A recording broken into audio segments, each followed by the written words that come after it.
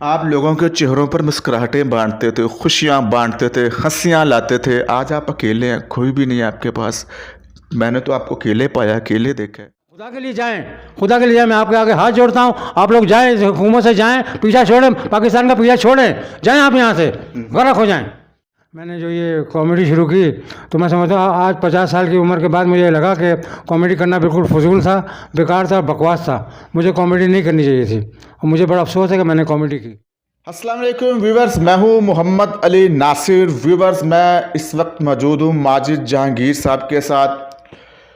इनका मैं थोड़ा सा तारीफ़ करवा दें। 1980 की दहाई में एक ड्रामा, जो कॉमेडी ड्रामा था, बड़ा मशहूर हुआ था, बड़ा हिट हुआ था। उस ड्रामे का नाम था 50-50 और माजिद जहांगीर साहब उस ड्रामे के अंदर उन्होंने अपना किरदार अदा किया था। लोगों के चेहरों पर उन्होंने हंसियां बांटी थी। लेकिन आज जिस हालात में हैं, यकीन माने मैं खुद आप दीदा हो गया हूँ कि जब मैं यहाँ पर आया मैंने देखा ये बिल्कुल अकेले हैं। अल्लाह ताला ने साहब औलाद तो नहीं बनाया, लेकिन बीवी भी पिछले साल इनकी फ़ौत हो गई। तो इस वक्त इनके पास कोई भी नहीं है और ये तमगा इम्तियाज़ भी इनको मिला हुआ है इनकी कारकर्दगी की वजह से, इनकी एक्टिंग की वजह से। सिर्फ 50-50 ही नहीं, इन्होंने कई ड्रामों में काम किया और बड़े यादगार ड्रामे थे जिनको उन्होंने काम किया। और लोगों को चेहरों पर हंसी बांटने वाला आज किस तरह के हालात में है, किस तरह के कसम परसी के हालात हैं। तमगा इम्तियाज़ उन लोगों को मिलता है जिनकी कारकर्दगी बहुत अच्छी होती है, बहुत लोग जिन्हें पसंद करते हैं, जिनको रिवॉर्ड ज़्यादा से ज़्यादा मिले होते हैं उनकी कारकर्दगी की वजह से, तो उनको दिया जाता है तमगा इम्तियाज़। लेकिन मैं जब अंदर आया मैंने देखा कि बिल्कुल अकेले हैं, बुढ़ापे की हालत में हैं, स्टिक पकड़ के बाहर आए हैं। यकीन माने मैं खुद बड़ा अफसुर्दा और आपदीदा हो गया। और फिर मैंने देखा कि ये सितारा इम्तियाज़ भी इनको मिला हुआ है कि एक बंदा जो लोगों को चेहरों पर किस तरह खुशियाँ बांटता था, तो आज उसके हालात क्या हैं।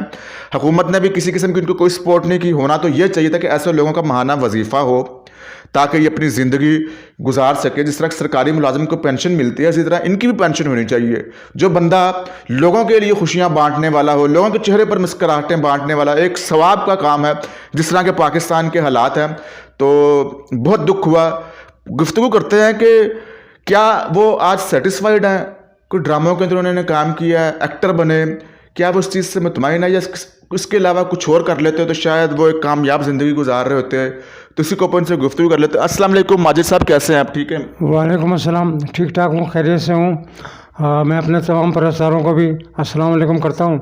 तो आपने बिल्कुल ठीक कहा कि अगर मैं कोई और काम कर लेता तो शायद मेरा सिलसिला कुछ ज़्यादा अच्छा हो जाता।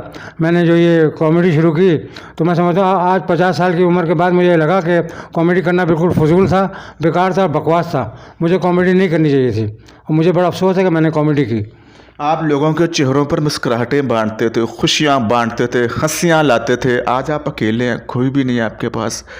मैंने तो आपको अकेले पाया, अकेले देखा है। यकीन माने मैं दुखी हो गया हूँ। मैं आपको बता नहीं सकता। मैं भी ऑनेस्टली, मैं जब अंदर आया मैंने देखा दवाइयाँ आपके टेबल के ऊपर पड़ी हुई हैं। मैंने आपसे पूछा कि कोई फैमिली मेम्बर सपोर्ट करने वाला, तो क्या कहेंगे इसके ऊपर? क्या ये ज़िंदगी कितनी मुश्किल है आपकी? ये ज़िंदगी अब तो मेरे लिए बहुत मुश्किल है, लेकिन मैं फिर भी अल्लाह का शुक्र अदा करता हूँ कि मैं कम से कम यहाँ बैठा हुआ हूँ। और वरना तो ये है कि जब ये मुझे जब ये तमगा इम्तियाज़ दिया गया तो मैंने उस वक्त जो गवर्नर सिंध हैं इमरान इस्माइल, उनसे मैंने कहा था ये तमगा इम्तियाज़ से मिलने से 8 महीने पहले की बात है।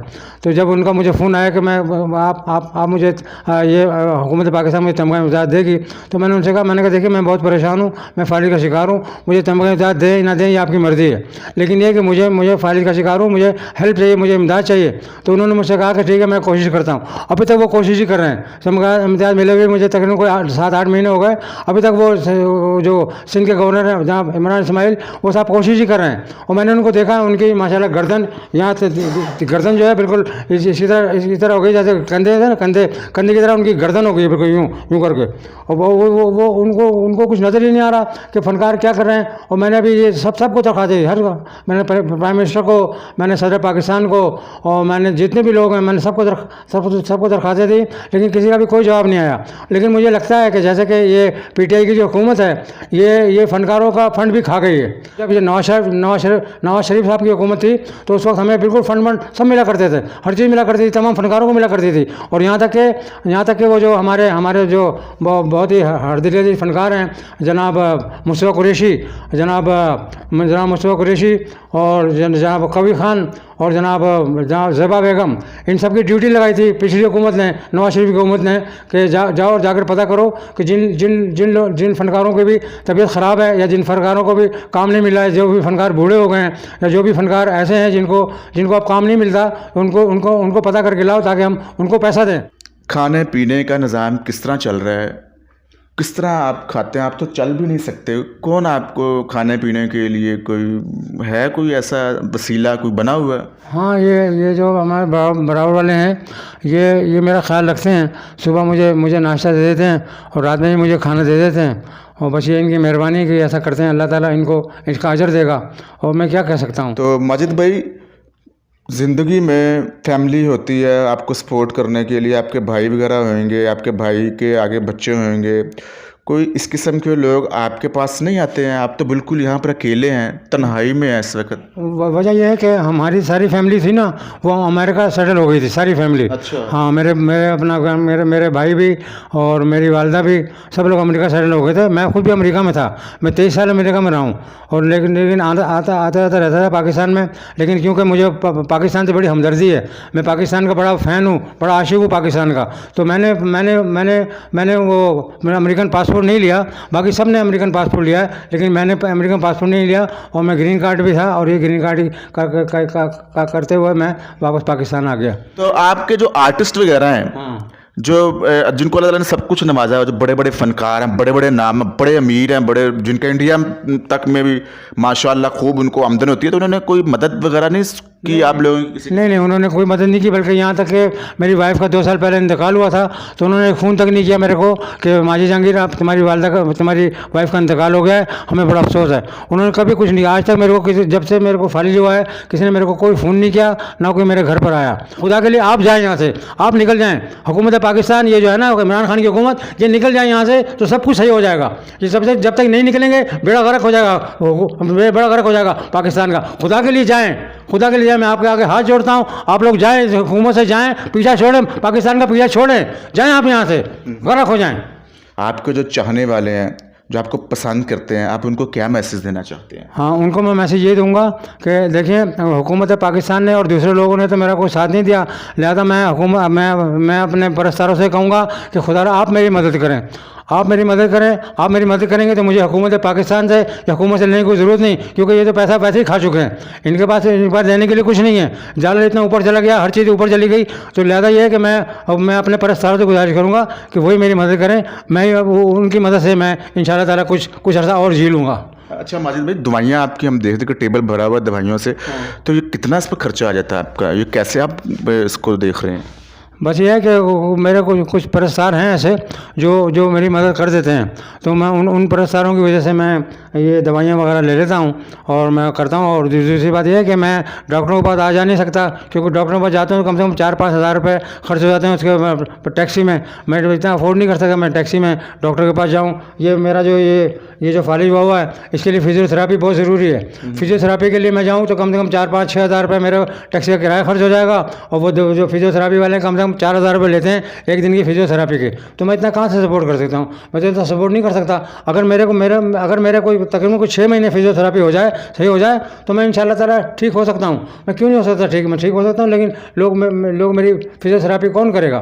फिजियोथेरापी कौन करेगा, कौन देगा इतनी इमदाद जो मैं फिजियोथेरापी कराऊँ? तो बस यही मैं मजबूर हो जाता हूँ कि कुछ नहीं कर सकता मैं। काम बनाएंगे और सब कुछ होगा। सब आप बीमार भी हैं, तो अल्लाह ताला आपको सेहत दे, तंदुरुस्ती दे। व्यूअर्स, ये थे माजिद जहांगीर साहब, जो उन्होंने कई नामवर ड्रामों में काम किया और उन ड्रामों को हिट भी किया। ख़ास तौर पर जो 50-50 ड्रामा था, जहाँ से इनकी पहचान बनी, जहाँ पर इन्होंने कॉमेडी में काम किया और बहुत बड़े आर्टिस्ट में इनका नाम है। लेकिन आज किस तरह के हालात हैं आपने अपनी आंखों से देखा है कि बीवी पिछले साल फौत होगी, बच्चे भी नहीं हैं, कोई भी सपोर्ट करने वाला नहीं है, किसी तरह से भी कोई मदद करने वाला नहीं है। उन्होंने बताया कि खाना पीना इस तरह है कि साथ वाले हमसाए हैं, वो 2 टाइम का खाना भेज देते हैं, लेकिन जो पकता है वो मैं खा लेता हूँ। मुझे ये नहीं है कि मैं अपनी पसंद भी कोई कुछ कर सकूँ। खाना पीने में बहुत सी चीज़ें पसंद होती हैं, बस अल्लाह ताला का शुक्र अदा कर रहा हूँ, हमसायों को भी दुआएं दे रहे हैं कि उनकी मेहरबानी है। तो हुकूमत ने उनको सपोर्ट बिल्कुल नहीं किया, इसी चीज़ का उनको दुख है कि हुकूमत ने इनको सपोर्ट नहीं किया है। अमेरिका का पासपोर्ट उन्होंने रिजेक्ट कर दिया था। पूरी फैमिली इनकी अमेरिका के अंदर है, पाकिस्तान से मोहब्बत थी, लेकिन जो इनको यहाँ पर खींच के लेकर आई है, उनका ये कहना है कि जब मैंने इतना वक्त गुजार लिया तो अब जीना मरना भी पाकिस्तान में ही होगा, यहीं की मिट्टी में मैंने दफन होना है।